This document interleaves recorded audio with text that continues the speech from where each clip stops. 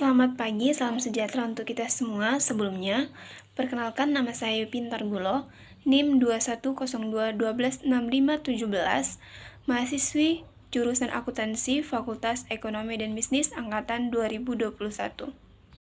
Baik, kali ini saya akan menjelaskan materi tentang kebijakan ekonomi makro. Yang pertama, kita masuk pada definisi kebijakan ekonomi makro. Nah, apa itu kebijakan ekonomi makro? Kebijakan ekonomi makro adalah rencana dan tindakan pemerintah untuk mempengaruhi perekonomian secara keseluruhan. Kebijakan tersebut adalah untuk mencapai target ekonomi makro seperti: yang pertama, pertumbuhan ekonomi yang sehat dan berkelanjutan. Yang kedua, tingkat inflasi yang rendah dan stabil. 3. Pekerjaan penuh.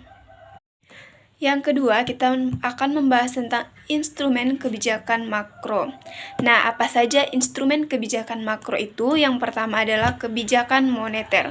Kebijakan moneter ini, instrumen ini digunakan untuk mengelola suku bunga jangka pendek dan mengubah persyaratan cadangan untuk bank komersil. Kebijakan moneter dapat bersifat ekspansif untuk perekonomian, atau suku bunga jangka pendek relatif rendah terhadap tingkat inflasi, dan atau juga restriktif atau suku bunga jangka pendek relatif tinggi terhadap tingkat inflasi. Yang kedua itu ada kebijakan fiskal. Kebijakan ini terdiri dari pengolahan anggaran nasional dan pembiayaannya untuk mempengaruhi kegiatan ekonomi. Ini juga mencakup peningkatan pajak untuk membiayai pengeluaran pemerintah dan peningkatan utang, untuk menjembatani kesenjangan atau defisit anggaran antara pendapatan dan pengeluaran terkait dengan program pelaksanaan pemerintah. Oke, selanjutnya kita akan membahas tujuan dari ekonomi makro. Nah, apa saja tujuannya? Yang pertama, menciptakan lapangan pekerjaan. Dengan kebijakan ekonomi makro, diharapkan tingkat pengangguran di Indonesia dapat berkurang atau meminimalisir tingkat pengangguran di Indonesia. Yang kedua, membuat produksi dalam negeri yang tinggi. Yang ketiga, membuat neraca pembayaran seimbang. Yang keempat, membuat pendapatan penduduk merata. Yang terakhir, mengendalikan inflasi. Nah, selanjutnya kita akan bahas tentang ruang lingkup ekonomi makro. Yang pertama itu ada penentuan tingkat kegiatan perekonomian negara. Kemampuan suatu negara dalam memproduksi barang dan jasa dijelaskan dalam ekonomi makro. Dengan demikian, ruang lingkup pun memiliki sejumlah pos pengeluaran, yaitu yang pertama pengeluaran perusahaan atau investasi, yang kedua ada pengeluaran pemerintah, yang ketiga ada ekspor dan impor, yang keempat pengeluaran rumah tangga untuk konsumsi. Nah, selanjutnya, ruang lingkup kebijakan ekonomi makro itu ada kebijakan pemerintah. Persoalan inflasi dan pengangguran memang tak terlepas dari perekonomian suatu negara. Dengan itu, pemerintah melakukan kebijakan fiskal dan moneter. Yang selanjutnya itu ada pengeluaran agregat, di mana berarti pengeluaran yang menyeluruh.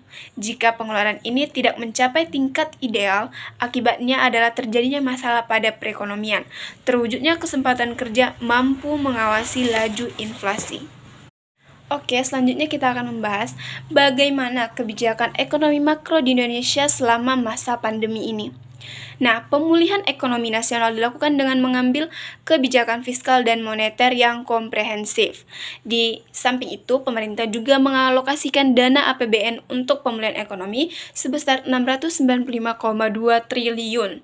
Nah, dengan itu diharapkan ekonomi nasional bertumbuh positif sehingga kontraksi tahun 2020 bisa ditekan sekecil mungkin. Sementara itu pada tahun 2021 ini diharapkan ekonomi nasional akan mengalami recovery secara signifikan. Nah, untuk mencapai tujuan itu terdapat 3 kebijakan yang dilakukan pemerintah, yaitu peningkatan konsumsi dalam negeri, peningkatan aktivitas dunia usaha, serta menjaga stabilitas ekonomi dan ekspansi moneter. Kebijakan tersebut dilaksanakan secara bersamaan dengan sinergi antara pemegang kebijakan fiskal dan pemegang kebijakan moneter dan instruksi terkait. Salah satu penggerak ekonomi nasional adalah suatu konsumsi dalam negeri. Semakin banyak konsumsi, maka ekonomi akan bergerak. Konsumsi sangat terkait dengan daya beli masyarakat. Oleh sebab itu, pemerintah mengalokasikan anggaran sebesar 172,1 triliun untuk mendorong konsumsi atau kemampuan daya beli masyarakat. Nah, selanjutnya, apa saja sih kebijakan pemerintah di Indonesia pada saat ini? Yaitu Indonesia menekankan pentingnya kerjasama internasional, baik multilateral dan regional, di samping penguatan ekonomi nasional dan mendorong pertumbuhan ekonomi global di tengah tekanan akibat COVID-19. Bank Indonesia juga mendukung implementasi respons bauran kebijakan yang terkoordinasi baik dari sisi fiskal, moneter, dan struktural untuk memitigasi dampak COVID-19 pada ekonomi. Hal itu disampaikan pada rangkaian pertemuan musim semi International Monetary Fund dan World Bank atau IMF World Bank yang diselenggarakan secara virtual pada 14-16 April. Baik, sekian penjelasan dari saya terkait kebijakan ekonomi makro. Lebih dan kurang saya mohon maaf. Terima kasih. Selamat pagi, salam sejahtera buat kita semua.